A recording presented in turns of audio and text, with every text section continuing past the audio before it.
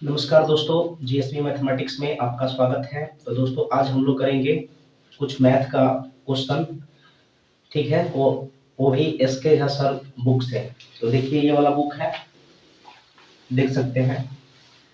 ठीक है, SK Jha sir का बुक है, ये 50 सेट्स इसमें दिया हुआ है। तो इसमें का जो है हम मैथ करेंगे। तो चलिए देर न करते हुए इस सेट का जो है पहला सेट को स्टार्ट करते हैं और मैथ का क्वेश्चन को सॉल्व करते हैं। चलिए क्वेश्चन है, इसको हम पहले पढ़ लेते हैं। ठीक है, हमारा पहला क्वेश्चन क्या है, ध्यान दीजिएगा। पहला क्वेश्चन को हम सॉल्व करने का प्रयास करते हैं। तो भाई पहला क्वेश्चन कह रहा है कि 1 plus cot theta minus cosec theta, ठीक है, और फिर कह रहा है कि 1 plus tan theta plus sec theta, कोष्ट दोनों तरफ बंद है, तो इसका मान पूछ रहा है। ठीक ना, तो इसको कैसे करा जाएगा भाई, आइए सॉल्व करा जाए। पहला क्वेश्चन है हमारा सेट 1 का। देखिए 1 प्लस कॉट थीटा है, 1 प्लस कॉट थीटा, उसके बाद कर रहा है माइनस कोसेक थीटा, ठीक है, और 1 प्लस टेन थीटा और प्लस सेक थीटा का मान पूछा है। सेक थीटा का वैल्यू का मान क्या होगा, ये आपसे क्वेश्चन में पूछा हुआ है। तो दोस्तों इसको सॉल्व कैसे करा जाएगा, जब भी आपको इस मतलब कॉट थीटा और सेक थीटा दिया रहेगा, तो यहाँ पर आपको थीटा का मान हमेशा क्या करना है, यानी 45 डिग्री को लेना है। तो आप जानते हैं कि यहाँ पर सॉल्व करिएगा तो 1 प्लस tan 45 का मान 1 होता है, cot ठीक इसका उल्टा होता है, रिवर्स होता है, इसका भी 1 हो जाएगा। और आप जानते हैं कि sin 45 का मान क्या होता है, 1/√2 होता है। तो cosec 45 ठीक इसका रिवर्स होता है, तो यहाँ पर हो जाएगा √2/1, ये इतना हो जाएगा। ठीक है, फिर यहाँ पर आगे करेंगे 1 प्लस tan थीटा, थीटा का मान कितना है 45, तो tan 45 का मान 1 होता है, प्लस sec थीटा। और दोस्तों आपको पता है कि sin 45 और cos 45 का मान होता है 1/√2, और cos का ठीक उल्टा होता है sec, तो ये हो जाएगा आपका पंजी √2। अब दोस्तों यहाँ पर इसको सॉल्व करिएगा तो 2 माइनस √2 हो जाएगा, ठीक है, और ये हो जाएगा 2 प्लस √2। तो आप लोगों ने यहाँ पर देख रहे हैं कि ये a माइनस बी और इंटू मतलब इंटू में है सब ये, और a प्लस बी, तो इतना बराबर आपको पता है a square minus B square होता है। ठीक, तो a square minus B square होता है, तो अब यहाँ पर 2 कर दीजिए, 2 का स्क्वायर माइनस √2 का स्क्वायर, तो 2 का स्क्वायर करेंगे तो कितना हो जाएगा, डायरेक्ट ले लीजिए आप, चाहे इस पर भी तोड़ सकते हैं। ठीक ना, a minus B plus B, a square minus B square, तो a स्क्वायर मतलब a 2 का स्क्वायर माइनस √2 का स्क्वायर, तो दोस्तों हो जाएगा 4 माइनस √2 का स्क्वायर करेंगे तो 2 ही हो जाएगा, इसलिए 2 यानी इक्वल टू कितना आ जाएगा 2 आंसर। तो आप इसको इस तरह से भी कर सकते हैं। ठीक है, ये फर्स्ट मेथड हो गया, आप थीटा का मान लेकर के आप कर सकते हैं। ठीक है, फर्स्ट मेथड यानी फर्स्ट अप्रोच हो गया, ये इस तरह से आप कर सकते हैं। और सेकंड मेथड दोस्तों आप जानते हैं कि जो हमारा ये त्रिकोणमिति का जो क्वेश्चन होता है, आपको पता है कि 6 ज्यामितीय अनुपात होता है। ठीक ना, तो इसमें त्रिकोणमिति में अधिकांशतः जो हम लोग ट्रिपलेट के यूज करते हैं, क्या करते हैं, ट्रिपलेट के यूज करते हैं। तो इसमें एक ट्रिपलेट लगा के भी बना सकते हैं। ठीक है, ये 3 हो गया, ये 4 हो गया, तो ये कितना हो जाएगा, बाय डिफॉल्ट 5 होगा, क्योंकि ट्रिपलेट में आपको ये पता है दो भुजाओं के वर्गों का जो तीसरी भुजा के वर्गों जो कि क्या होता है, बराबर होता है।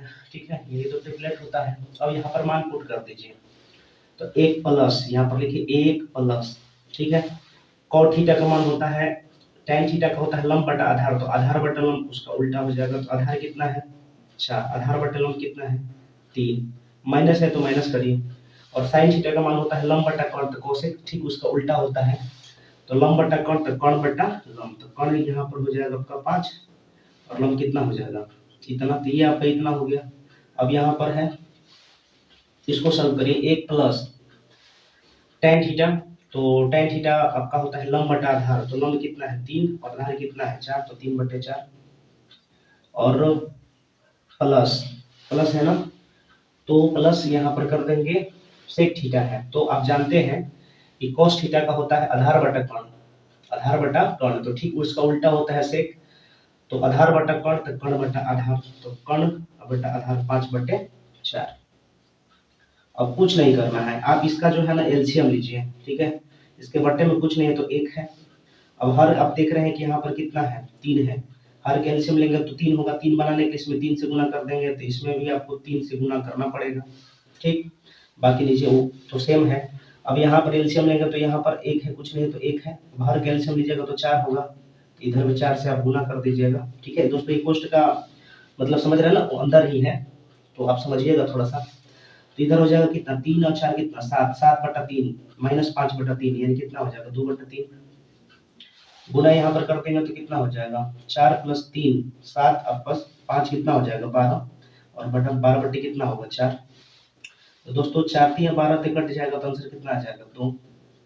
अभी और सारा इसका तरीका है दोस्तों, लेकिन ज्यादा तरीका बताएंगे तो थोड़ा सा ओछ-पोछ हो जाएगा, इसलिए मोर देन सफिशिएंट है इतना। चलिए अब आगे बढ़ते हैं। उम्मीद करते हैं कि आप लोग का पहला क्वेश्चन जो है बिल्कुल समझ में आया होगा। अब हम चलते हैं अपने नेक्स्ट क्वेश्चन की तरफ।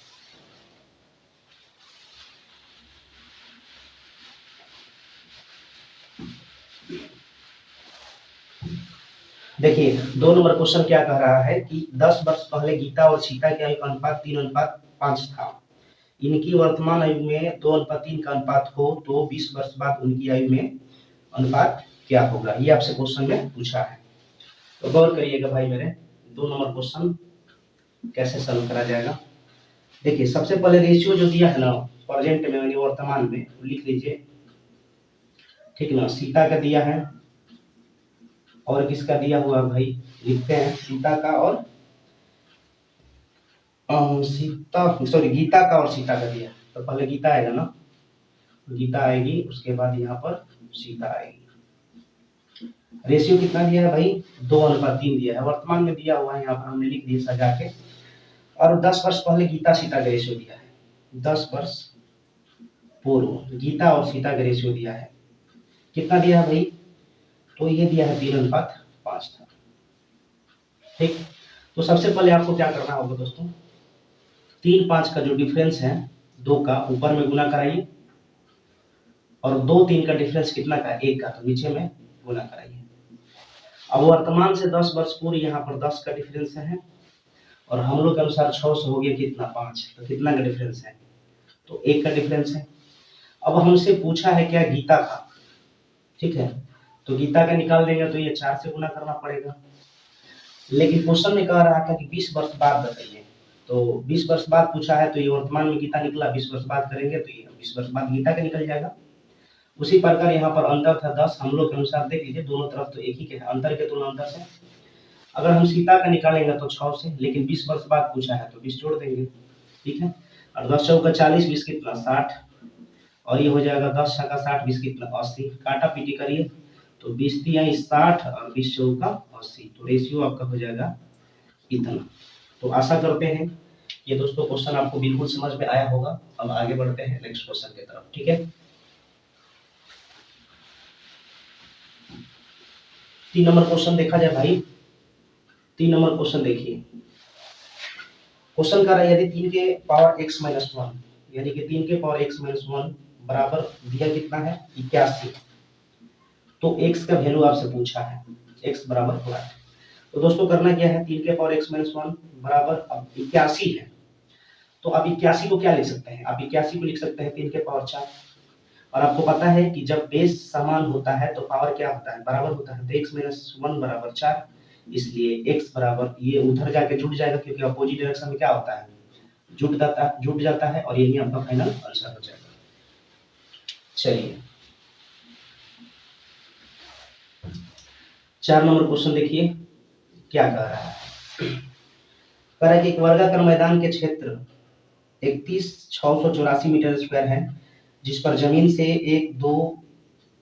1,2,3,4 मीटर ऊंचाई पर तार बांधा जाता है। यदि प्रत्येक तार के लिए आवश्यक लंबाई मैदान की परिधि से 5% अधिक है तो कितनी लंबाई के तार की आवश्यकता होगी। ध्यान दीजिएगा भाई, जो हम लोग के अनुसार वर्ग का क्षेत्रफल क्या होता है भुजा स्क्वायर, और वहां पर कितना दिया हुआ है 31,684 दिया हुआ है। अगर आप भुजा निकालिएगा तो a बराबर हो जाएगा 178। अब कहिएगा कैसे, तो आइए हम इसको करके सिखा देते हैं। सबसे पहले यहाँ पर 2 जोड़ा लगाइए और आप जानते हैं कि जिस संख्या के अंत में, और एक चीज अब यहाँ पर देखिए कि ये 316 जो है किस संख्या के वर्ग के नजदीक है, तो अगर हम कर देंगे दोस्तों 19 का स्क्वायर करेंगे तो 361 हो जाएगा, जो कि ज्यादा हो जाएगा। 18 का करेंगे तो 324 हो जाएगा, जो कि 316 से ज्यादा होगा। तो 18 नहीं 17 का करेंगे, ठीक है, इसके ठीक क्लोज। तो यहाँ पर हमने 17 लिखा, और जिस संख्या के अंत में 4 है उसका वर्गमूल की इकाई या तो 8 होता है या तो 2 होता है। अब 17 में 18 से गुना कर दीजिएगा, तो 17 8 36 से, और 17 यहाँ पर जोड़ दीजिए, तो ये हो जाएगा 6 7 3 10, और ये हो गया आपका 306। ठीक है, अब देख रहे हैं कि यहाँ पर 316 है और यहाँ पर 306 है, तो 17 पर 8 बैठा दीजिएगा तो ये 178 हो जाएगा, और 17 पर 2 बैठिएगा तो 172 हो जाएगा। तो जो बड़ा वैल्यू होता है, देख रहे हैं ये बड़ा है, तो ये दोनों में सबसे जो बड़ा होगा वही आपका एक भुजा निकल जाएगा। ठीक है, तो ये कुछ वर्गमूल के अप्रोच है जो मैंने आपको बता दिया। अब यहाँ पर तो ये भुजा हो गया इतना, ठीक है, लेकिन क्वेश्चन में आपसे क्या कह रहा था कि 1 मीटर 2 मीटर 3 मीटर 4 मीटर ऊंचाई पर तार बांधा जाता है। देखिए, जैसे मान लीजिए कि ये आपका 1 मीटर की ऊंचाई पर जमीन से ये हुआ, ठीक, फिर यहाँ से ये 2 मीटर की ऊंचाई पर हुआ, फिर यहाँ से ये जमीन से 3 मीटर के, और यहाँ से ये 4 मीटर की ऊंचाई पर हुआ। तो दोस्तों अगर मैं आपसे कहूँ ये 1 मीटर हो जाएगा, ये 2 मीटर हो जाएगा, ये 3 मीटर हो जाएगा, और ये 4 मीटर हो जाएगा, ये जमीन से ऊंचाई दिया है। तो ये जो 1 मीटर से ऊंचाई से है, तो चारों तरफ घेरेंगे तो एक साइड इधर से फिर उसके उस साइड से, समझ रहे हैं ना, तो चारों तरफ से घेरना पड़ेगा ना। तो 1 मीटर की जो ऊंचाई पर है, अगर एक बार में हम इसको घेरेंगे तो एक बार में मतलब उसका परिमाप, और चूंकि वर्गाकार है तो वर्ग में ना घेरेंगे, तो इसलिए परिमाप हो जाएगा 4 गुणे के, यानी कि 1 मीटर की ऊंचाई पर जब एक बार उसको चारों तरफ से घुमा देते हैं तो उसका परिमाप कितना हो जाएगा। तो पेरीमीटर निकालिए, तो पेरीमीटर हो जाएगा कितना 4, ए कितना दिया है 178, ठीक है, तो ये हो जाएगा आपका 4 गुणे 178, यानी 8 चौका 32 के 2 हासिल 3, 17 चौका 68, 3 कितना 71। चाहे ऐसे ना करके दोस्तों आप इसको ऐसे ही रहने दीजिए, यानी कि 1 मीटर की ऊंचाई पर जब हम चारों तरफ घेरे तो इतना लगा, लेकिन हमको यहाँ पर कितना है, मतलब चारों तरफ से घेरने का बात कर रहा था। यदि प्रत्येक तार के लिए आवश्यक लंबाई मैदान की परिधि से 5% अधिक है, ठीक है, तो ऐसा ऐसा कितना एक बार में हम कह रहे हैं, लेकिन 1 मीटर एक बार में जब घेरा जा रहा है एक बार में तो इतना पेरीमीटर लग रहा है, लेकिन ये 4 बार में घेरा जा रहा है तो ये कितना हो जाएगा पेरीमीटर इसका। तो टोटल पेरीमीटर हो जाएगा इसका, यानी टोटल का तार का पेरीमीटर, तो 4 गुणे 178, एक बार में जब मतलब एक बार में बाउंड्री मार रहा है, चूंकि वर्गाकार है तो इतना पेरीमीटर, लेकिन 4 है तो इसमें 4 से गुना। अब आपको क्या कह रहा था कि जो परिमिति है, ठीक है ना, मैदान की परिधि से 5% अधिक है, तो 5% ये तो पेरीमीटर हो गया। ध्यान से समझिए दोस्तों, जैसे कि ये वर्गाकार है तो अगर हम एक बार में घेरेंगे, भुजा तो इतना है, और वर्गाकार मैदान है तो वर्ग में तार लगाएंगे तो एक बार में इतना लग रहा है, लेकिन इसको एक बार 1 मीटर के ऊंचाई पर, एक बार 2 मीटर के, 3 मीटर 4 मीटर के, यानी 4 बार हम इसको घेर रहे हैं, तो मतलब बाउंडिंग कर रहे हैं, तो हमारा इतना पेरीमीटर हो जाएगा। और इतना का कह रहा था कि इतना 5% अधिक है, यानी कि 105 बटे में 100। काटा पीटी कर दीजिए आराम से, तो ये हो जाएगा आपका 21 5 है, और ये हो जाएगा 20 5 है, हो जाएगा ना। और ये अगर काट दीजिएगा तो ये 2 दूना 4, ठीक।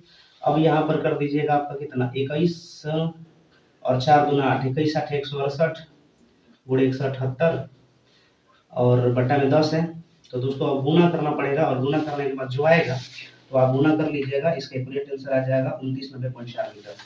कर लीजिएगा गुना 2990.4 मीटर, इतना तो आप कर ही सकते हैं, ठीक है। तो उम्मीद करते हैं दोस्तों ये आपको समझ में आया होगा। बस कुछ नहीं करना था, एक बार फिर इसको रिपीट कर देते हैं क्योंकि बढ़िया क्वेश्चन है। ए स्क्वायर बराबर इतना दिया है, ए हो गया इतना, और पेरीमीटर निकालेंगे, चूंकि एक बार में अगर उसमें देखा जाएगा तो इतना पेरीमीटर लगा है, लेकिन इसको 4 बार क्या करा बाउंडिंग करा जा रहा है। एक बार 1 मीटर की ऊंचाई पर तो चारों तरफ से घेरेंगे, तो एक बार ये, फिर 2 मीटर की ऊंचाई पर चारों तरफ से, फिर 3 मीटर की ऊंचाई पर चारों तरफ से, 4 मीटर की ऊंचाई पर चारों तरफ से, ठीक है। तो एक बार में इतना लग रहा था तो इसको 4 बार में घेरेंगे, 1 2 3 4, तो इसलिए हमने इसमें क्या कर दिया, एक बार में इतना तो 4 बार घेरना है तो 4 से, तो ये टोटल पेरीमीटर हो गया, और पेरीमीटर का करा था 105%, तो मैंने कैलकुलेट कर दिया तो आंसर आ गया, ठीक है। तो ये बढ़िया क्वेश्चन था, तो समझ में आया होगा दोस्तों। आगे बढ़ते हैं, नेक्स्ट क्वेश्चन देखते हैं। देखिए क्वेश्चन क्या कह रहा है, 6 नंबर क्वेश्चन देखा जाए क्या कह रहा है, ठीक है। क्वेश्चन कह रहा है कि 4500 रुपया पर देखिए पढ़ते हैं 4500 रुपया पर 8% वार्षिक ब्याज की दर से 3 वर्ष में साधारण ब्याज और चक्रवृद्धि ब्याज में कितना अंतर होगा। दोस्तों कुछ नहीं करना है, एक बात मैं आपको बता दूं, ट्रिक बता देता हूँ। 3 वर्ष का सीआई और एसआई का जो डिफरेंस होता है ये होता क्या है 3r square plus are Q, ये होता है बटा में 100, इसके बटा में 100 के स्क्वायर। बस यही चीज आपको जानना है और कुछ ज्यादा इसमें नहीं जानना है। अब आप ध्यान दीजिएगा, टोटल दिया है अपना मूलधन कितना, मूलधन दिया है 4500, तो मूलधन का तुलना मूलधन से, ठीक है। अब आपसे कह रहा था क्वेश्चन में रेट कितना दिया भाई, रेट दिया 8%, तो रेट जब 8% दिया है तो यहाँ से निकाल लीजिए आराम से। तो आर का क्यों करेंगे, 8 8 64, 8 है 512, एक बार में 2 डिजिट लिखेंगे, 512 हासिल हो गया 5, और आर का स्क्वायर करेंगे 64 तिया कितना 192 या 5 197। अब देखिए ये 100 है, ये 4 को सुना है तो 4 अंकों के बाद जाएगा 1 2 3 4, तो इतना हो गया 3 वर्ष का ठीक। अब इसमें गुना कर दीजिए भाई मेरे, 1.9712, ये कट जाएगा आराम से। अब गुना करना पड़ेगा, इसमें गुना कर दिया जाए, देखिए 19712 में आपको 45 से गुना करना है, 45 5 2 10 के सुना हासिल 1 और 5 1 6, 7 5 35 के 5 हासिल 3, 9 5 45 3 48 के 8 हासिल 4 5 4 9, ठीक है। एक बार फिर से 5 2 10 1 6 हो जाएगा, 7 5 35 3 9 5 45 48 4 5 1 मतलब 4 9, ये हो जाएगा आपका 4 2 8, फिर होगा 4 7 चौक 28 के 8 हासिल 2, 9 चौक 36 2 38 के 8 हासिल 3 और 4 3 7, 0 8 6 14 5 9 10 के 0 8 17 के 7 हासिल 1 9 8 17 18 के 8 हासिल 1 7 1 8। अब देख रहे हैं कि 4 अंक के बाद डेसिमल 1 2 3 4, तो यहाँ पर मार दीजिए, तो आपका आंसर हो जाएगा 88.70, ठीक है। यही आपका आंसर हो जाएगा, रुपया है तो रुपया में हो जाएगा। चलिए आगे बढ़ते हैं भाई मेरे, नेक्स्ट क्वेश्चन देखा जाए। नेक्स्ट क्वेश्चन क्या करा आपसे, यानी कि 7 नंबर क्वेश्चन देखिए क्या कर रहा है। कह रहा है कि यदि एक्स स्क्वायर प्लस के एक्स प्लस 3 के बराबर 0 का कोई हल न होने की स्थिति में के का मान क्या होगा। तो दोस्तों इसमें आइए कुछ इंपॉर्टेंट थ्योरी है, कॉन्सेप्ट है, तो आप कॉन्सेप्ट के बारे में जान लीजिए। कॉन्सेप्ट सबसे पहले कहेगा कि जब कोई हल संभव नहीं हो, यानी कि a1 उसके लिए क्या होगा कॉन्सेप्ट, तो a1 बटा a2 बराबर b1 बटा b2 equal to not c1 बटा c2, ठीक है। कब भाई, जब कोई हल संभव नहीं हो, जब कोई हल संभव नहीं हो तो ये कॉन्सेप्ट का यूज करेंगे, ठीक है। a1 बटा a2 equal to not b1 बटा b2, ठीक है। जब केवल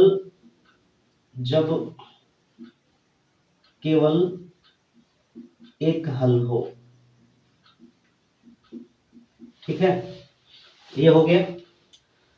अब दोस्तों एक ये होता है कि a1 बटा a2 बराबर b1 बटा b2 बराबर c1 बटा c2, जब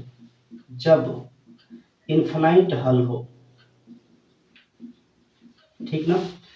तो ये है दोस्तों कॉन्सेप्ट, बस 3 कॉन्सेप्ट हैं, ये आप इसको माइंड में रखिए और इसको हमेशा यूज करिए, ठीक है। हमने क्या बोला, a1 बटा a2 बराबर b1 बटा b2 equal to not c1 बटा c2, जब कोई हल संभव नहीं हो तब ये लगाएंगे, ये वाला कॉन्सेप्ट, और a1 बटा a2 equal to not b1 बटा b2, जब केवल एक हल हो तो ये कॉन्सेप्ट लगेगा, और जब अनंत हल हो a1 बटा a2 बराबर b1 बटा b2 इक्वल टू बराबर मतलब c1 बटा c2, तो ये कॉन्सेप्ट लगेगा। तो दोस्तों ये तो मैंने आपको बता दिया, लेकिन ये जो क्वेश्चन है 7 नंबर, ये इस पर कैसे लागू होगा और कैसे सॉल्व करा जाएगा, ध्यान दीजिएगा। कह रहा है कि एक्स स्क्वायर प्लस के एक्स प्लस 3 के एक्स प्लस 3 ठीक ना, 3 बराबर 0। तो आपसे क्वेश्चन में क्या कह रहा है कि ध्यान दीजिएगा, कह रहा है कि कोई हल न होने की स्थिति में के का मान क्या होगा। तो अगर हम देखेंगे यहाँ पर, जब कह रहा है कि कोई हल संभव न हो, ठीक है, तो यहाँ पर कैसे करा जाएगा सॉल्व, इसको जरा गौर करिएगा, ठीक है। तो दोस्तों सबसे पहले आपको क्या करना होगा, यहाँ पर जब ये एक द्विघात दिया रहेगा, ठीक ना, एक द्विघात दिया रहेगा, तो इसके लिए आपको क्या करना होगा, तो ये इस पर a square plus b x plus c equal to 0 होता है, ये आप जानते हैं। और यहाँ पर देख रहे हैं कि ए का वैल्यू यहाँ पर हमारा क्या है, ए का वैल्यू 1 है और बी का वैल्यू क्या है, के है, और सी का वैल्यू क्या है, 3k है। तो जब क्वेश्चन में आपसे कहेगा कि कोई हल ना हो और एक ये द्विघात समीकरण दिया हुआ रहे, तो इसके लिए क्या होता है, डी जो होता है 0 से हमेशा छोटा होता है, डी का मान जो होता है, डी का मान हमेशा 0 से छोटा होता है, ठीक। अब जरा गौर करिएगा, अब जरा गौर करिएगा, और जहां जानते हैं कि डी बराबर आप द्विघात समीकरण बनाए होंगे, तो डी बराबर क्या होता है भाई, तो डी बराबर होता है B square minus 4ac greater than 0। जहां बी स्क्वायर बोले तो बी कितना है, के, तो यहाँ पर लिखेंगे के का स्क्वायर माइनस 4 गुणे ए कितना दिया है 1, और सी कितना दिया है भाई 3 के दिया है, और ग्रेटर देन इक्वल टू 0, ठीक है। अब इसको जब सॉल्व करेंगे भाई मेरे, इसको जब सॉल्व करेंगे तो यहाँ पर देखिए, तो के स्क्वायर माइनस 12k इस तरह से इतना हो जाएगा, और जो क्वाड्रेटिक इक्वेशन जो है पावर में जब 2 आ जाएगा, तो आपको ये समझना होगा कि भाई इसका जो है जो क्वाड्रेटिक इक्वेशन है 2 बनेगा। तो ऑप्शन में देख लीजिएगा कि कितना ऑप्शन में 2 उसका क्वाड्रेटिक इक्वेशन दिया है, उसी से आप सॉल्व कर लीजिएगा, ठीक है। तो बड़ा बढ़िया क्वेश्चन था ये। तो हमने देखा कि इसका क्वाड्रेटिक इक्वेशन 2 बनेगा, इसलिए ये आपका आंसर हो जाएगा, बाकी ऑप्शन में कहीं नहीं दिया था, 2 एक सिंगल सिंगल दिया है, तो ये आपका राइट आंसर हो जाएगा, ठीक है। अब ज्यादा इसमें हम कुछ नहीं छेड़छाड़ करेंगे, इतना मोर देन सफिशिएंट है आपको समझने के लिए, आगे ज्यादा दिमाग भी नहीं लगाना है, बस इतना काफी है कि जब यहाँ पर जो है आपका यहाँ पर देख लेना है कि इसका जो क्वाड्रेटिक इक्वेशन जो है पावर में कितना है, 1 है या 2 है, ठीक है। 1 रहेगा तो नहीं हो पाएगा, यहाँ पर 2 होगा, ठीक ना, तो ये आपको समझ लेना होगा कि इसका 2 बनेगा। समझ में आ गया होगा जो मेरा बात था, आगे बढ़िए। चलिए देखिएगा क्वेश्चन नंबर 8 देखा जाए।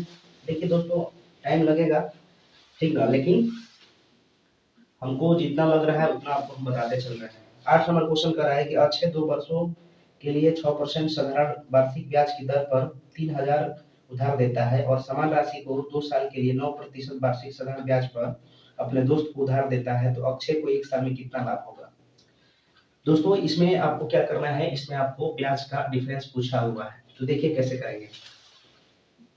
3000 जो दिया है ये मूलधन दिया है, मूलधन का तुलना मूलधन से, और 6% की दर से 6% की दर से 2 वर्ष का जो एसआई होता है 12 होता है, क्योंकि आर में टी से गुना कराते हैं तो ही ब्याज निकलता है, और फिर 9% की दर से 9% की दर से फिर 2 वर्ष का, तो ये हो जाएगा कितना 18, क्योंकि आर में टी से गुना करेंगे तो ब्याज निकलेगा, और दोनों का ये डिफरेंस तो पूछा है कि लाभ कितना होगा, ठीक है।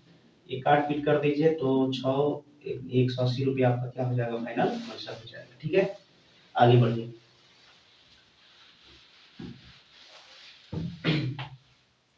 क्वेश्चन नंबर देखिए 9 नंबर क्वेश्चन आपसे क्या कह रहा है भाई, कह रहा है कि 189/135 को सबसे सरल रूप में लिखने पर यह किसके बराबर होता है, ठीक है।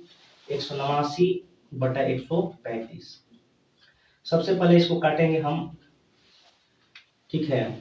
21 नवा इसको काटेंगे तो हो जाएगा आपका 15 नवा, ये कट गया, फिर 7 तिया, फिर काटेंगे 5 तिया, लेकिन दोस्तों 7/5 जो है कहीं ऑप्शन में नहीं दिया हुआ है, ठीक है। तो आपको दूसरा नेत्र से देखना होगा, करना क्या है, सिंपली इसमें 4 से गुना करा दीजिए ऊपर नीचे, तो ये हो जाएगा 28/20। अब देखिए अब आंसर मिला लीजिए, अब आंसर पक्का आ गया होगा, ठीक है। चलिए आगे बढ़ते हैं भाई मेरे, 9 तो हो गया। 10 नंबर क्वेश्चन ध्यान से देखिए क्या कर रहा है। 10 नंबर क्वेश्चन, एक व्यक्ति 480 में 2 घड़ियां खरीदता है, वह एक घड़ी को 15% हानि पर और दूसरे 19% लाभ पर बेच देता है। उसके पश्चात उसे ज्ञात होता है कि उसमें दोनों घड़ियां का एक समान मूल्य पर बेची, दोनों घड़ियों का क्रय मूल्य क्या है। दोनों घड़ियों का क्रय मूल्य पूछा है, तो हमने मान लिया कि P1 प्लस P2 दोनों घड़ियों का रेमो दिया है 480 रुपया, ठीक। और क्वेश्चन में कह रहा था कि एक घड़ी को 15% के हानि पर और दूसरा को 19% लाभ पर, ये 15% के हानि पर और ये 19% के लाभ पर। तो क्रैमुल मान लीजिए कि P1 है, हम लोग के अनुसार क्रैमुल 100 होता है और 15% की हानि पर विक्रैमुल 85, और यहाँ पर क्रैमुल P2 है और यहाँ पर हम लोग के अनुसार 100 है और 19% के लाभ पर विक्रैमुल 119। लेकिन कह रहा था कि दोनों का विक्रैमुल क्या है, बराबर है। तो ये P1 ये 100 से 100 कट जाएगा, 17 पचे 85 या 17 सते 19 से।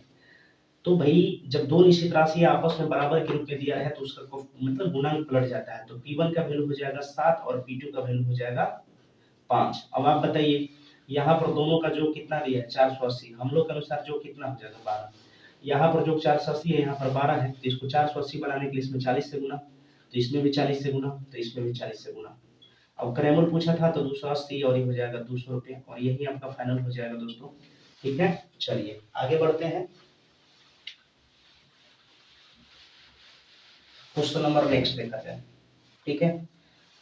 11 नंबर क्वेश्चन क्या है, हम जरा पढ़ देते हैं 11 नंबर क्वेश्चन को। देखिए क्या कर रहा है, एक बुक सेल्फ पर प्रबंधन की 3, दर्शन शास्त्र की 2, चिकित्सा की, अच्छा, एक बुक सेल्फ पर प्रबंधन की 3, दर्शन शास्त्र की 2, चिकित्सा की 3 और मनोवैज्ञानिक पुस्तक की 1 पुस्तक है। सभी पुस्तकों को बेतरतीब की कितनी तरह से लगाया जा सकता है, ठीक है, अलग अलग कितने तरीका से उसको लगाया जा सकता है, ध्यान दीजिएगा, ठीक है ना। कह रहा था कि एक बुक सेल्फ पर प्रबंधन की 3, प्रबंधन की यहाँ पर आपका कितना है 3 है, ठीक है, और दर्शन शास्त्र की 2, दर्शन शास्त्र की 2 दिया हुआ है, ठीक ना। अब आगे का चिकित्सा 3, चिकित्सा चिकित्सा 3 है, और मनोविज्ञान जो है, मनोविज्ञान कितना है 1 है, ठीक ना। तो अब आपको क्या करना है दोस्तों, ये आपको जो है परमुटेशन का मतलब क्वेश्चन है, ठीक ना, क्रमचय संचय का, तो उसी का क्वेश्चन है। सभी पुस्तकों को वितरित कितने तरह से लगाया जा सकता है, कुछ नहीं करना है, जोड़िए इसको, 3 2 5 3 8 1 9, और 9 का यहाँ पर आप निकाल लीजिए, ठीक है, 9 फैक्टोरियल। तो 9 फैक्टोरियल का आप जो वैल्यू निकालिए तो ये हो जाएगा वो कितना, आप ऐसे कर लीजिए, 9 गुणे 8 गुणे 7 गुणे 6 गुणे 5 गुणे 4 गुणे 3 गुणे 2 गुणे 1, गुना करने के बाद दोस्तों जो आएगा वही आपका आंसर हो जाएगा, ठीक है। तो इसका होता है 36 28 80, 36 28 80 होता है। ऐसे दोस्तों फैक्टोरियल 1 का वैल्यू आपको पता है 1 ही होता है, फैक्टोरियल 2 का वैल्यू 1 गुणे 2 होता है, और फैक्टोरियल 3 का वैल्यू बताते जरा, फैक्टोरियल 3 का वैल्यू हो जाएगा 1 गुणे 2 गुणे 3, तो डायरेक्ट आपका कितना हो जाएगा, तो 6 हो जाएगा, डायरेक्ट लिखिए। इसका तो 2 हो जाएगा, इसका कितना हो जाएगा 6 हो जाएगा, और फैक्टोरियल 4 का वैल्यू कितना हो जाएगा, तो आप ऐसे कर सकते हैं, निकाल भी सकते हैं, 3 गुणे 4 3 हो जाएगा, 4 3 12 कितना 24, और फैक्टोरियल 5 का वैल्यू कितना हो जाएगा, तो 4 तक 24 था, तो 5 से गुना कर देंगे तो कितना हो जाएगा 120 हो जाएगा, ठीक है। तो फैक्टोरियल 6 का वैल्यू क्या हो जाएगा, 5 तक 120 था, तो 6 से गुना कर देंगे तो कितना हो जाएगा, तो 720 हो जाएगा। फैक्टोरियल 7 का वैल्यू कितना होगा, तो 7 तक 6 तक 720 था, उसमें 7 से गुना कर दीजिएगा, तो 0 7 दूना 14 7 7 49 50, और फैक्टोरियल 8 का वैल्यू आप जानते हैं कि ये 7 तक जो 45 है, तो 8 से गुना कर दीजिए, तो ये 40 320 होता है, और फैक्टोरियल 9 हमने आपको निकाल के बताइए दिया। तो इस तरह से आप कर सकते हैं दोस्तों, कोई दिक्कत नहीं है। चलिए आगे बढ़ते हैं नेक्स्ट क्वेश्चन की तरफ, और मेरा नेक्स्ट क्वेश्चन क्या है गौर करिएगा भाई। कह रहा है कि 12 नंबर क्वेश्चन देखिए, 12 नंबर क्वेश्चन आपसे क्या कह रहा है, कह रहा है कि एक कंपनी 3 प्रकार के बट्टे पेश करती है, किसी ग्राहक के लिए सबसे अच्छा कौन सा है, ठीक है। तो दोस्तों देखिए इसका 2 तरीका है, दोनों तरीका से आप कर सकते हैं। जैसे पहला ऑप्शन दिया है 30%, और फिर क्या दिया है आपका 10% दिया है, ठीक है। दूसरा ऑप्शन क्या दिया है 35%, और यहाँ पर आपका 5% दिया है। तीसरा ऑप्शन कितना दिया है 25% और 15%, 25% और 15%, और ये जो डी में दिया है ना नन दिया है। तो दोस्तों चेक कैसे करना होगा, आप देखिए यहाँ पर जो है दोनों का सम जो है कितना है 40 है, यहाँ पर 40 है, और यहाँ पर भी 40 है, और यहाँ पर भी कितना है 40 है, ठीक है। दोनों का जब सम 40 रहे और जिसका ज्यादा गैपिंग होगा तो वो ज्यादा बेहतर होता है ग्राहक के लिए। तो आप देख लीजिए यहाँ पर कितना गैपिंग है, तो 20 का है, यहाँ पर कितना का है तो 30 का है, ठीक है, और यहाँ पर कितना का है, तो 10 का है। तो जब दोनों का सम इक्वल रहे और जिसमें ज़्यादा गैपिंग रहे वही आपका क्या होता है, आंसर होता है। ऐसे नहीं समझ में आया तो भाई मेरे आप ऐसे कर लीजिए, कैसे, 30 प्लस 10 माइनस 30 गुणे 10 बटे में 100, ये भी फार्मूला वाला आप जानते हैं, ए प्लस बी माइनस ए गुणे बी बटे में 100, इस पे लेके चलिए तो ये हो जाएगा कितना, बटे में कितना हो जाएगा 100, यानी 37% छूट, यानी कि जो आपको ज्यादा छूट देगा वो आपके लिए बेहतर होगा। उसी प्रकार यहाँ पर निकलिएगा 35 प्लस 5 माइनस 35 गुणे 5 बटे में कितना 100, तो आप इसको करेंगे तो हो जाएगा 40 माइनस, ठीक है, 40 और ये हो जाएगा कितना, 5 5 25 के 5 हासिल 2 अपन 3 15 2 17, तो ये हो जाएगा 1.75 यानी कि हो जाएगा 38.25, ठीक है। तो इतना परसेंट छूट मिला और जितना छूट आपको मिलेगा उतना आपको बेहतर फायदा होगा। इधर हो जाएगा 25 प्लस 15 माइनस 25 गुणे 15 बटे 100, ठीक है भाई मेरे। तो इसको जब करेंगे ना तो ये हो जाएगा 40, इधर हो जाएगा 15 5 75 के 5 हासिल 7 और 15 दूना 30 7 37, लेकिन 3.75 ये हो जाएगा कितना 36.25, समझ रहे हैं। तो इसमें सबसे बेहतर आपको वो होगा जो सबसे ज्यादा छूट मिलेगा, तो वह आपके लिए बेहतर होगा जो सबसे ज्यादा छूट देगा। तो देख लीजिए ये वाला ऑप्शन ए था और ये बी था और ये सी था, ये तो नन है, तो ये ऑप्शन हो जाएगा। तो ये दोस्तों क्वेश्चन आपको बिल्कुल समझ में आ गया होगा, कोई इशू नहीं होगा। आगे बढ़ते हैं नेक्स्ट क्वेश्चन, देखिएगा क्वेश्चन नंबर देख लीजिएगा 13 नंबर क्वेश्चन क्या कर रहा है, गौर करिएगा भाई मेरे। 13 क्वेश्चन कह रहा है कि राम को एक परीक्षा में 40% अंक प्राप्त हुए और 20 अंकों से उत्तीर्ण हो गया। आदित्य को 45% अंक प्राप्त हुए और प्राप्तांक उत्तीर्ण होने के लिए आवश्यक अंकों से 30 अंक अधिक है। उत्तीर्ण होने के लिए कितने प्रतिशत अंकों की आवश्यकता है? ध्यान दीजिएगा। देखिए राम बेचारे थे 40% अंक लेकर आए, कितना परसेंट, 40%, लेकिन 40% अंक प्राप्त हुए और 20 अंकों से उत्तीर्ण हो गया, यानी बेचारा और 20 अंक और लाया होता तो क्या हो जाता, पास हो जाता। लेकिन क्वेश्चन में आगे करा है कि आदित्य को 45% अंक प्राप्त हुए, 45% अंक प्राप्त हुए और प्राप्तांक उत्तीर्ण होने के लिए आवश्यक अंकों से 30 अंक अधिक लाए। 45% तो आदित्य को प्राप्त हुआ, लेकिन पास होने के लिए ये उससे भी 30 अंक अधिक लाया। अधिक का मतलब होता है दोस्तों अंतर, ये 30 अंक, तो ये भी यानी कि पास हो गया है क्योंकि अधिक लेकर आया है ना, तो दोनों पास है, दोनों आपस में बराबर है। दोस्तों सेम डायरेक्शन में घटाइएगा तो ये हो जाएगा 5% और अपोजिट डायरेक्शन में जब जोड़ दीजिएगा तो ये हो जाएगा 50। काटा पीटी करिएगा तो 1% का वैल्यू हो जाएगा 10। क्वेश्चन में कह रहा था कि पास होने के लिए कितने प्रतिशत अंक लाना जरूरी था, तो आप जानते हैं कि यहाँ पर 20 अंक, 1% बराबर 10 अंक और 20 अंक मेरे को बनाना है, तो 20 अंक बनाने के लिए इसमें 2 से गुना, तो जब 2 से गुना करेंगे इधर तो इधर भी 2 से गुना करेंगे। अब कह सकते हैं कि 20 अंक बराबर कितना प्रतिशत, 2%। और पास होने के लिए आपको पता था 40% प्लस 20 अंक लाना था, तब पे जाकर क्या जो है स्टूडेंट पास हो रहा था। तो 40% तो यहाँ पर लेके आया है और 20 अंकों से फेल हो गया है, यानी कि पास होने के लिए 20 के जगह पर कितना परसेंट रखेंगे, 2%, तो यहाँ पर 2% कर दीजिएगा, तो यानी 42% पास होने के लिए लाना जरूरी था। ठीक है, आगे बढ़ते हैं नेक्स्ट क्वेश्चन की तरफ। और मेरा नेक्स्ट क्वेश्चन आपसे क्या कह रहा है, ध्यान दीजिएगा। देखिए 14 नंबर क्वेश्चन आ गया, कोई हल संभव नहीं है a1 बटा a2 बराबर b1 बटा b2 equal to not c1 बटा c2। ठीक है, ये इससे पहले मैंने बता दिया था। अब आपको करना क्या है, a1 दिया है कितना, a1 की जगह 6 दिया है, a1 बटा a2 यहाँ पर 15 दिया है। और दोस्तों देखिए इस क्वेश्चन में जो है ना, इस क्वेश्चन में जो है प्लस चूंकि माइनस दिया है गलत है, क्योंकि बनाया है वो प्लस पे और क्वेश्चन में दिया है माइनस, समझ सकते हैं हम जो बोल रहे हैं। यानी कि क्वेश्चन में माइनस दिया हुआ है लेकिन आंसर दिया है प्लस पर, इसलिए हम पहले सुधार दिए हैं यहाँ पर प्लस लिख करके। तो यहाँ पर हो जाएगा आपका -11 a1 बटा a2 बराबर b1 बटा b2, b2 का वैल्यू कितना दिया है k, जो कि पॉजिटिव में है। अब दोस्तों यहाँ पर 6 के बराबर हो जाएगा 15, 11 -165। अब k बराबर हो जाएगा -165 बटे 6। अब यहाँ पर मान दे दीजिए 6 दूना 12, 6 दूना 12, 3 6 5 ये तो 12 हो गया। अब 6 छक्का तो नहीं जाएगा, 6 5 जाएगा यानी 25। ठीक है, सॉरी दोस्तों, थोड़ा सा मिस्टेक हो गया लग रहा है, फिर से इसको करते हैं सब।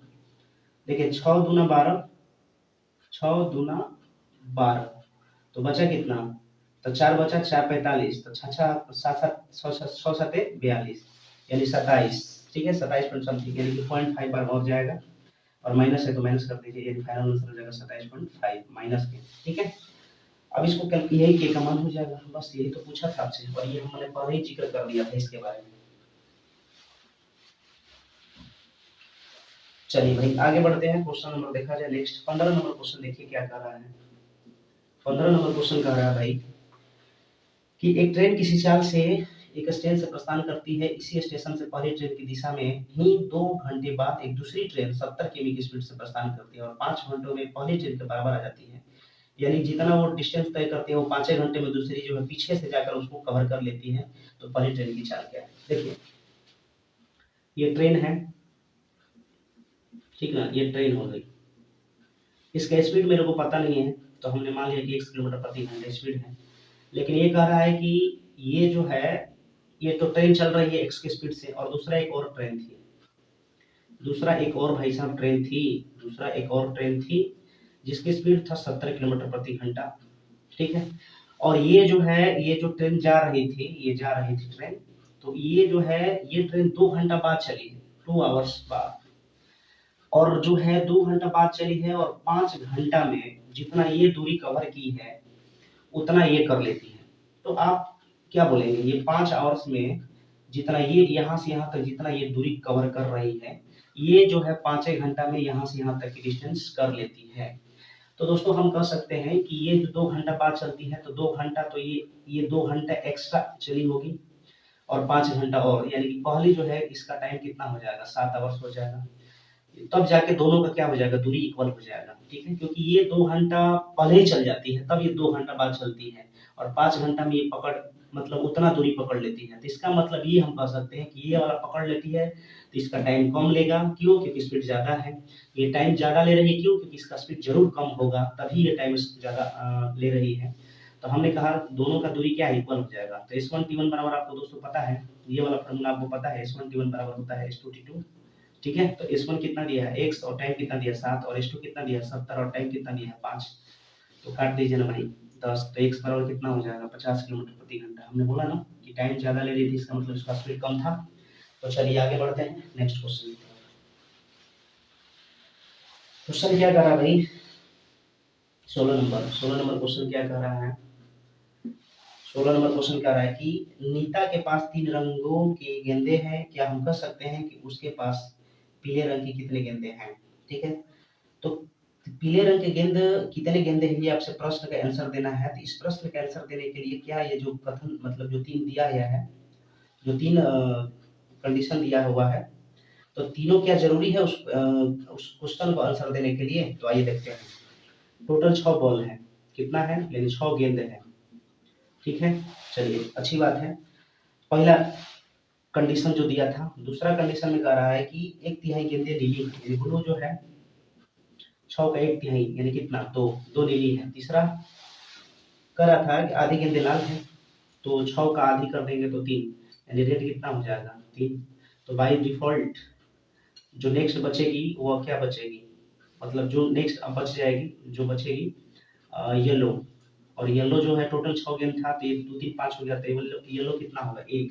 तो हम कह सकते हैं कि पीले रंग की गेंद निकालने के लिए ये जो तीनों कथन जो था ना अनिवार्य था, तभी जाके पीले रंग की गेंद ये आई है, नहीं तो आता नहीं।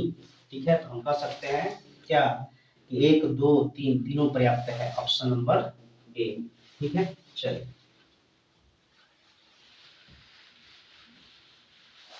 क्वेश्चन नंबर देखिए, 17 नंबर क्वेश्चन क्या कह रहा है भाई, 17 नंबर क्वेश्चन को पढ़ते हैं जरा। क्वेश्चन कह रहा है एक विद्यार्थी यदि 2.5 किलोमीटर प्रति घंटा से स्कूल जाता है तो वह 6 मिनट देर से पहुंचता है।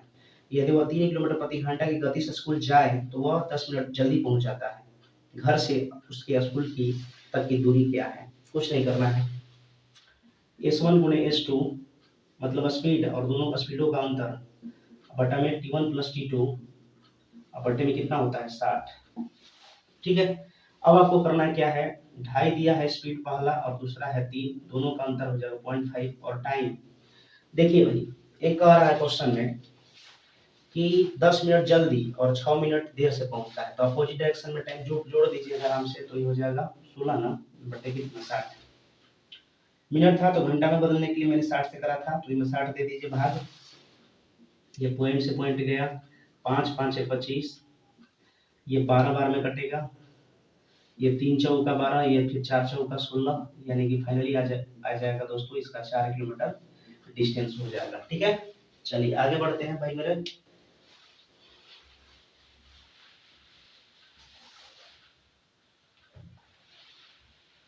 ठीक है, अभी ये जो 17 नंबर जो क्वेश्चन था वहां पर आपको एक चीज ध्यान देना है, अगर दोनों का टाइम जो है जैसे कहेगा कि 10 मिनट पहले और 5 मिनट पहले, तो सेम डायरेक्शन में टाइम घट जाएगा और बट्टा में 60 कर देंगे। हम देख लीजिए, थोड़ा सा ध्यान दीजिएगा, S1 गुणे S2 बट्टा दोनों का स्पीड का अंतर, और जैसे इस टाइम कहता है कि 10 मिनट पहले या 5 मिनट पहले, तो 5/60। ठीक है, और कह रहा है कि 10 मिनट पहले या 5 मिनट बाद, तो 15/60, और कहता है कि 5 मिनट पहले, sorry 10 minute late 5 minute late, तो 5/60, कहता है कि -5 मिनट देर से और 10 मिनट पहले, तो अपोजिट डायरेक्शन में जुट जाएगा, सेम डायरेक्शन में घटेगा, लेकिन 60 रहेगा, भाग दिया जाएगा। समझ रहे हैं ना बात को, तो समझ गए होंगे दोस्तों, इतना तो आपको समझ में आ ही रहा होगा। 18 नंबर देखिए, 18 नंबर क्वेश्चन देखिए क्या कह रहा है भाई, 10 मीटर ऊंचे प्लेटफॉर्म के शीर्ष से एक टावर का उन्नयन कोण 30 डिग्री था। तो सबसे पहले जो है ये मान लीजिए कि प्लेटफॉर्म हो गया और ये टावर हो गया, और प्लेटफॉर्म के जो टावर के शीर्ष से देखिए क्या कर रहा है, 10 मीटर ऊंचे एक प्लेटफॉर्म के शीर्ष से, तो प्लेटफॉर्म के शीर्ष से टावर का उन्नयन कोण, ठीक है, प्लेटफॉर्म के शीर्ष से टावर का उन्नयन कोण, ठीक है, कितना डिग्री था, 33 डिग्री था। यहाँ से ऐसे कर दीजिए। ठीक है, ये 10 था और टोटल यहाँ से यहाँ तक का जो डिस्टेंस दिया था 70 दिया है। समझ रहे बात को, तो ये 10 है क्योंकि ये जितना दूरी है इतना ये भी है, तो ये कितना होगा 60। अब आप जानते हैं कि 90 डिग्री होगा और ये हो गया 60। 60 के सामने का क्या होता है √3, 90 के सामने का 2 और 30 के सामने का क्या होता है 1 होता है। तो यहाँ पर 60 दिया है, हम लोग के अनुसार 1 दिया है, तो कह रहा था क्या, तो प्लेटफॉर्म टावर से कितना दूर था, प्लेटफॉर्म टावर से कितना दूर था, तो ये जितना दूरी है ये उतना दूरी है, तो यही तो पूछा था, तो आपका आंसर हो जाएगा 60√3 मीटर, आपका आंसर हो जाएगा। ठीक है भाई, आ जाइए आगे। 19 नंबर क्वेश्चन देखिएगा भाई मेरे, 19 नंबर क्वेश्चन क्या कह रहा है, देखिए कह रहा है कि 88 अंक का विभाजन जैती और प्रतीक के बीच 5:6 के अनुपात में विभाजित किया गया, जैती को कितनी धनराशि मिली, कुछ नहीं करना है, जैती और प्रतीक दिया है, जैती और प्रतीक रेशियो दिया है, दोनों को 5:6 दिया है, यहाँ पर दिया है 88, हम लोग के अनुसार 11। क्वेश्चन में पूछा था कि जैती को कितनी धनराशि मिली, यानी कि 5 से गुना, तो 11 8 88, 8 5 40, तो भाई साहब ये आंसर अच्छा हो जाएगा। चलिए आ जाइएगा क्वेश्चन नंबर 20 की तरफ, और 20 नंबर क्वेश्चन आपसे क्या कर रहा है, गौर करिएगा भाई मेरे। बंटन का माध्य 14 है और मानक विचलन 5 है, तो विचरण गुणांक क्या है, तो विचरण गुणांक बराबर होता है, विचरण गुणांक बराबर होता है मानक, हाँ मानक विचलन, मानक विचलन, मानक विचलन बटे में माध्य और गुणे 100। ठीक ना भाई, यही होता है। ठीक है, अब इसको सॉल्व करा जाए। ठीक है, अब इसको सॉल्व करा जाए, तो ये हो जाएगा आपका कितना 14 और ये 5 गुणे कितना 100, काट पीट कर दीजिएगा, 50 दूना 7 दूना तो 350 बटे कितना 7, नहीं सॉरी दोस्तों, 50 में 5 से गुना करें तो 250 ना होगा, तो 250 बटे 7, तो 7 का 21, बचा कितना 4 0, तो 7 5 35, फिर कितना हो जाएगा 35.7%। ठीक है, तो ये हो गया 20 नंबर। आ जाइए भाई साहब 21 नंबर क्वेश्चन की तरफ, और 21 नंबर क्वेश्चन बड़ा शानदार क्वेश्चन है, और इसको देखिए बहुत छोटा में हम बताएंगे और आपको समझ में भी आएगा, ऐसा नहीं कि नहीं समझ में आएगा। देखिए A/B जो दिया है, रेशियो दिया हुआ है, कब का ये रेशियो था कि 9 लीटर 9 लीटर मिश्रण निकालने पर इसका जो रेशियो दिया था कितना दिया है, 7:5 दिया है। चलिए 9 लीटर मिश्रण निकाल लिए तो रेशियो कितना है, 7:5 है। और कह रहा है कि यदि मिश्रण को 9 लीटर को 10 लीटर भी तरल से प्रतिस्थापित किया जाए। अब 10 लीटर द्रव बी में डालने पर इसका रेशियो कितना हो गया, 7:9। ठीक है, तो देखिए भाई एक बात मैं आपको बता दूं, अगर बी में द्रव डाला जा रहा है तो बी की मात्रा बढ़ेगा, मिश्रण की पूरा मात्रा बढ़ जाएगा, लेकिन ए में तो कोई चेंजिंग नहीं होगा, जितना पहले था उतना भी रहेगा, ये तो बात 100% श्योर है। तो यहाँ पर 10 लीटर डाला गया, 10 लीटर डालने पर हम लोग के अनुसार बी में डाला गया है तो बी की मात्रा बढ़ के आएगा, कितना होगा, 4। ठीक है, अब यहाँ पर निकाल देंगे 10 लीटर डालने पर तो टोटल मिश्रण यहाँ पर हो जाएगा 16। लेकिन ध्यान दीजिएगा दोस्तों, एक बात ध्यान दीजिएगा, अगर जितना लीटर मिश्रण निकाले हैं उतना लीटर मिश्रण डाल देंगे तो फिर जितना पहले था उतना हो जाएगा, स्टार्टिंग इतना। तो हमारे कहने का मतलब दोस्तों, तो जितना जैसे हम इसको सोचते हैं, मान लीजिए कि 9 लीटर है तो इसको हम मानते हैं 9 लीटर। ठीक है, तो इसको 9 लीटर मानेंगे तो जितना पहले था उतना ही तो हो जाएगा उसका मिश्रण की मात्रा। तो हमने कहा कि इतना हो गया और यहाँ पर हमने 1 घटा दिया। क्यों, क्योंकि 10 लीटर था, हम 9 मान लिए तो 1 घटा दिए, तो ये हो जाएगा आपका कितना, 10 का 40 है, कितना हो जाएगा 39। तो टोटल मिश्रण आ गया कितना, 39 लीटर। अब यहाँ पर 39 टोटल मिश्रण है, हम लोग के अनुसार कितना है, 7 5 12। पूछा था ए की मात्रा बताइए, तो पूछा ए का तो 7 से गुना, तो 13 दिया 39 और 4 3 12, 13 91 बटे कितना होगा, 4। और भाई साहब ये आपका हो जाएगा 22 पॉइंट समथिंग, यानी कि 22.75, ये आपका आंसर हो जाएगा। ठीक है, तो देखिए फिर से समझिए, 9 लीटर मिश्रण निकालने पर रेशियो इतना था, चलिए ठीक है। 10 लीटर द्रव बी में डालने पर रेशियो इतना हो गया, तो हमने कहा कि द्रव बी में डाला गया है तो बी की मात्रा बढ़ेगा, मिश्रण की मात्रा बढ़ेगा, लेकिन लेकिन लेकिन ए में कोई चेंजिंग नहीं होगा। देखिए पहले 7 था तो अभी तो 7 है, कोई दिक्कत नहीं है। तो हमने कहा कि 10 लीटर द्रव डाला गया, यहाँ बढ़ गया है क्योंकि डाला गया है बी द्रव, तो उसका मात्रा बढ़ेगा, तो 4 लीटर, तो इसका तो नहीं से, और टोटल निकाल लेंगे इसका मिश्रण तो 16। ठीक है, निकला जरूर, लेकिन 10 लीटर द्रव डालने पर निकला है, इसलिए हम इसको क्या कर रहे हैं, एक कम कर दिए। क्यों, क्योंकि अब ये 9 लीटर जितना डाला गया उतना ही जितना निकाला गया उतना फिर डाल दिए, तो सेम ना हो गया, इसलिए मैंने एक जो अधिक था इसको घटा दिए। ठीक, तो 39 हो गया। अब यहाँ पर 39 निकल गया, टोटल मिश्रण हम लोग के अनुसार 12 है, और पूछा था एक का भाग, तो 7 से गुना। देख लीजिए कितना आसान से हमने कर दिया। ठीक है, बस थोड़ा सा दिमाग लगाइएगा तो समझ में आ जाएगा, बहुत आसान था। ठीक ना, हाँ जी, क्वेश्चन नंबर देखिए 22 कह रहा है कि 729 के कितने गुणनखंड पूर्ण वर्ग है। 729 के कितने गुणनखंड पूर्ण वर्ग है, भाई कुछ नहीं करना है, 729 है ना, ठीक है। अब 729 है तो आप इसको क्या लिखेंगे, 3 के पावर 4 81 होता है ना, और 3 के पावर 6 क्या होता है, 729 होता है। क्यों भाई, आप ऐसे कर लीजिए, 3 के पावर 6, 3 के पावर 4 81 है, 3 के पावर 2 तो 4 2 कितना 6, तो 3 के पावर 4 81 ना 729, यहाँ तक तो ठीक है। अब इसी को हम ऐसे नहीं लिख सकते हैं, 729 के हम 3 के पावर 6 लिख सकते हैं। तो देखिए पूर्ण वर्ग जो होता है, आपको मैं बता दूं, पूर्ण वर्ग जो होता है 0 और सम पावर पर होता है, 0 एंड सम पावर पर होता है। तो आप कहिएगा सर ये क्या होता है, तो हम बता दें आपको, देखिए तो यानी 3 के पावर 0, 3 के पावर 2, 3 के पावर 4, 3 के पावर 5, 3 के पावर 6। ठीक है, अब करना क्या है भाई, आपको आप देख रहे हैं 3 के पावर 0 मतलब क्या, एक क्या है, पूर्ण वर्ग है। 3 के पावर 2 क्या है, 9, 9 क्या है, पूर्ण वर्ग है। 3 के पावर 4 कितना है, 81, तो ये पूर्ण वर्ग है कि नहीं। लेकिन हमने बोला 0 या सम पावर पर होता है, तब देखिए ये सम है, विषम है, लेकिन ये सम है, ये क्या है, सम है, लेकिन ये आंसर नहीं होगा। पूछिए क्यों, क्योंकि 3 के पावर 6 क्या होता है, 729 होता है, और 729 किसी का वर्ग नहीं होता है। ठीक है, वो क्यूब हो जाएगा, इसलिए आपका कितना हो जाएगा, पूर्ण वर्ग 3 हो जाएगा। ठीक है मेरे भाई, चलिए ये आपको समझ में आ गया होगा 22 नंबर क्वेश्चन। आगे बढ़ते हैं नेक्स्ट क्वेश्चन की तरफ। ठीक है, तो क्वेश्चन नंबर देखा जाए 23 नंबर। 23 नंबर क्वेश्चन क्या कह रहा है, तीन अभाज्य संख्याओं में से पहली दो का गुणनफल 1147 है और अंतिम दो का गुणनफल जो है 1517 है। तीनों अभाज्य संख्या ज्ञात करें। ठीक है, तो तीन अभाज्य संख्या है, पहली दो का गुणनफल जो है कितना है भाई, तो 1147 है। और दूसरा अंतिम दो का गुणनफल जो है 15-17 है शायद जी। तो क्वेश्चन में कह रहा है, क्या कह रहा है भाई, तो तीनों अभाज्य संख्या ज्ञात कीजिए। देखिए यहाँ पर दोनों में मीडिएटर का काम कौन कर रहा है, बी, तो दोनों जरूर एक कॉमन होगा। अब ऑप्शन जो देख रहा है भाई, देखिए ऑप्शन 21 में 47 हम गुना करके देखते हैं।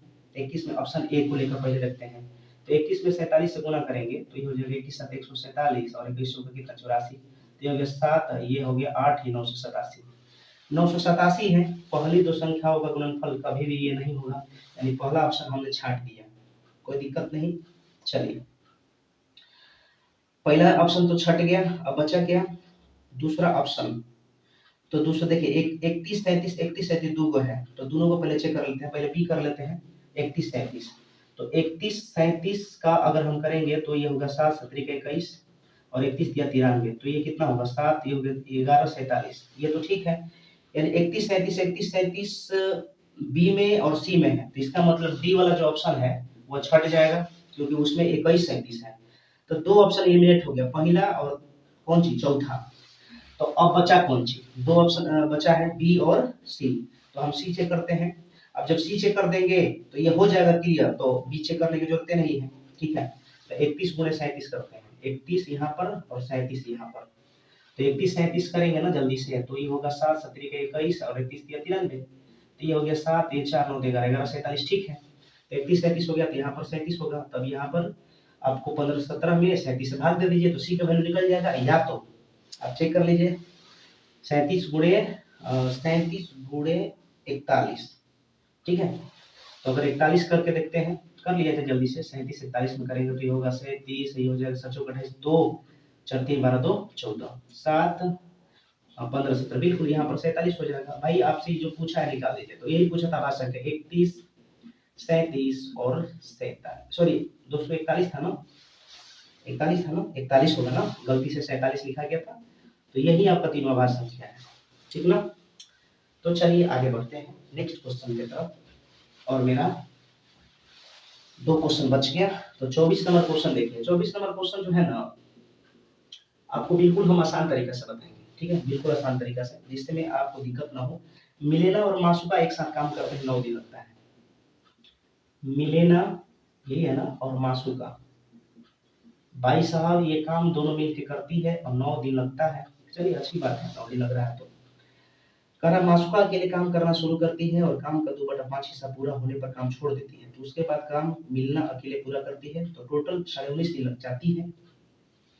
मासुका मिलने के मुकाबले ज्यादा तेजी से काम करती है। मासुका मासुका का जो है, मासुका का जो है एफिशिएंसी ज्यादा है किस मिलेना से, ठीक ना भाई साहब। ये ऑप्शन बेस्ड क्वेश्चन है, ये कौन सा बेस्ड क्वेश्चन है, ऑप्शन बेस्ड। तो कहिएगा सर बनेगा कैसे, तो देखिए ना भाई मेरे, ऑप्शन जो लिया है ना उसको पहले लिख लीजिए। 25 ए में दिया है और बी में क्या दिया है 22.5 और सी में 24। ये मात्र 3 सेकंड 4 सेकंड का क्वेश्चन है, ठीक है, 4 सेकंड का क्वेश्चन है, ठीक है। 25.5 हो गया, ये दिन है, ठीक है, आप समझ गए। मिलेना मासुका 9 दिन, मासुका की एफिशिएंसी मिलेना से ज्यादा है, और दोनों का जो मिल के जो काम कर रहा है 19.5 दिन लग रहा है, ठीक है। तो भाई ऑप्शन में आपको पूछ क्या रहा है, देखिए पूछ रहा है कि मिलेना को अकेले काम पूरा करने में कितना दिन लगेगा, तो मिलेना का पूछ रहा है, यानी इसका मतलब ये हुआ भाई मेरे, तो ये मिलेना का ही ऑप्शन दिया होगा, ठीक है। तो सबसे पहले आपको करना क्या होता है, ये जो दिया है ये वाला, आप देखिए कि ये वाला से इस ऑप्शन में कौन सा पूरा पूरा डिवाइड हो जा रहा है, ठीक है, कौन कौन पूरा डिवाइड हो जा रहा है। तो अगर हम देखें ये पॉइंट नहीं, थोड़ी देर के लिए सॉरी, अगर हम ये देखें कि थोड़ी देर के लिए ये पॉइंट नहीं है, तो आप कहिएगा कि मतलब 225 है, यही ना बोलिएगा। तो भाई 9 से विभाजता के नियम 5 2 7 2 9, तो बाकी सब क्या हो गया एलिमिनेट, आंसर आ गया। ये कितना आसान है। हमने क्या देखा, इसको कैसे सॉल्व करा जाता है कि इसका देखना है कि सबसे बड़ा फैक्टर, तो 9 का सबसे बड़ा फैक्टर खुद 9 है, तो अब 9 में देखिए तो कोना कोना से भाग लग रहा था, इसमें नहीं लगा इसमें नहीं लगा इसमें नहीं लगा, तो डायरेक्ट इसमें लगा, तो वही आंसर हो जाएगा, ठीक है, लेकिन अब करना कैसे है, इसको करना कैसे है। अगर 9 का हो सकता है कि इसमें से बस जब ये 9 जो है ये खुद में अपना एक बड़ा फैक्टर है, 9 का बड़ा फैक्टर 9 ही है। ठीक है, उसके बाद इसको करेंगे तो वो थोड़ा सा ज्यादा ये दिक्कत हो जाएगा। हमने कहा कि ये जो 9 है, ऑप्शन में देखिए कि 9 का से कोई ऑप्शन कट रहा है क्या, अगर वो कट गया तो समझिए कि वही होगा। ठीक ना, तो हमने देखा कि ये 3 ऑप्शन नहीं कटे, ये कटा तो ऑप्शन हो गया ही। लेकिन इतने से काम थोड़े चलेगा, आपको समझाना पड़ेगा ना। तो हमने क्या करा भाई, अगर आपने हम मान लिए कि 22.5 ऑप्शन है, क्योंकि मैंने करके दिखाया ये कट गया, तो आइए चेक कर लिया जाए। तो ये 22.5 यहाँ पर हमने लिखा, तो अगर हम यहाँ पर हटा देंगे तो 10 होगा, ये 45 पाँचे हो जाएगा और ये 2 पाँचे हो जाएगा। ठीक है, ऊपर के एलसीएम बटा नीचे के एलसीएम, तो एलसीएम अगर लीजिएगा टोटल वर्क का हो जाएगा कितना, टोटल वर्क हो जाएगा 45, होगा कि नहीं होगा, 45 होगा। चेक करा जाए कि क्या ये सही है कि नहीं सही है, और जो मैंने अप्रोच बताया है वो लागू हो रहा है कि नहीं हो रहा है। तो कुछ नहीं करना है, 9 45 कैल्शियम 45, तो ये इसके बट्टे में कुछ नहीं तो 1 है, तो इधर हो जाएगा आपका कितना 9 पाँचे, ठीक है इफिशियंसी, और इसका कितना हो जाएगा 2। तो मिलेना जब 2 हो गया, मिलेना 2 हो गया तो मास का कितना होगा 3, तभी तो दोनों का जो एफिशिएंसी का 5 होगा। अब क्वेश्चन में क्या करा था जरा गौर करिएगा, टोटल वर्क कितना है 45, लेकिन ये 45 वर्क टोटल है जिसमें कह रहा है कि 2/5 हिस्सा मासुका कर रही है। मासुका कितना हिस्सा कर रही है भाई 2/5, तो 45 का 2/5 मासुका कर दे रही है, तो यानी कितना कर दी 18, यानी 18 काम कर दी मासुका, और मासुका की एफिशिएंसी कितना था भाई साहब 3। ठीक है, तो इसमें टाइम निकल जाएगा मासुका का इतना। अब टोटल आप ही बताइए ना, 45 टोटल वर्क था, 18 मासुका कर दी, बचा कितना 27, और 27 जो बचा है कौन करेगा मिले ना, तो 27/2 भाग दे दीजिए। अब टोटल वर्क आपको देखिए, अगर दोनों का टोटल वर्क मिल के जो कर रही थी, अगर 19.5 दिन आ गया, इसका मतलब जो मैंने ऑप्शन लिया था बिल्कुल सही होगा। तो देखिए 3 छक 18 और 13.5, तो 13.5 सौ कितना हो जाएगा 19.5, और आप देख रहे हैं कि दोनों जो है मिल के कर रही थी, तो टाइम कितना लग जा रहा है 19.5 लग जा रहा था। ठीक है, तो भाई साहब ये कुछ अप्रोच है जो मैंने आपको बताया। ठीक है, तो चलिए आगे बढ़ते हैं नेक्स्ट क्वेश्चन की तरफ। आ जाइएगा भाई साहब क्वेश्चन नंबर 25। 25 नंबर क्वेश्चन आपसे क्या कह रहा है भाई साहब, ये 2 वृत्त है, हम पढ़ देते हैं, ऐसे वृत्त बना देते हैं, पहले पढ़िए लेते हैं। ठीक है, पार्श्व चित्र में 2 वृत्त जिनके केंद्र O तथा O डैश है किसी बिंदु P पर प्रतिच्छेद करती है। O डैश P केंद्र O वाले वृत्त की स्पर्श रेखा है। यदि O डैश बराबर 5 था, एक OP बराबर 4, तो O डैश P बराबर क्या होगा। देखिए ये 2 वृत्त है, हमने 2 वृत्त कर दिया, ये इसका सेंटर है, ये इसका सेंटर है, और आपसे क्वेश्चन में जो कह रहा था कि O, ये O है और ये O डैश है, यहाँ से हमने इसको मिलाया, और क्वेश्चन में कह रहा था कि बिंदु P पर प्रतिच्छेद करती है O डैश किसी बिंदु P पर प्रतिच्छेद करती है, O डैश P केंद्र O वाले वृत्त की स्पर्श रेखा है। O डैश केंद्र B वाले, केंद्र O वाले की क्या है स्पर्श रेखा है। तो हम जब स्पर्श रेखाएं और जब रेडियस किसी एक बिंदु पर मिलती है, ये P बिंदु पर मिल रही है, जब स्पर्श रेखाएं और त्रिज्या जिस बिंदु पर मिलती है, तो दोनों मिलकर जो है 90 डिग्री का कोण बनाता है। ध्यान से समझिए हम क्या बोले, कि जब स्पर्श रेखाएं और रेडियस, भाई साहब ये रेडियस है, जिस बिंदु पर मिलती है तो दोनों मिलकर 90 डिग्री का कोण बनाती है। और भाई मेरे यहाँ पर दिया है O डैश P 5 दिया हुआ है, ये वाला वैल्यू दिया है 5, और ये वाला वैल्यू आपका दिया है OP 4।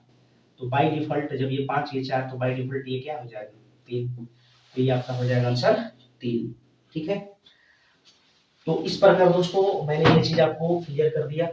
तो अगर ये आपको वीडियो पसंद आया होगा तो फिर आप लाइक करें, कमेंट करें, और अभी तक मेरे चैनल को आप सब्सक्राइब नहीं किए हैं तो प्लीज सब्सक्राइब कर लें, और हाँ कमेंट करके जरूर बताइए क्या अगला पार्ट लाना चाहिए या नहीं लाना चाहिए। ठीक है, तो चलिए मिलते हैं नेक्स्ट वीडियो में, तब तक के लिए धन्यवाद, बाय, टेक केयर।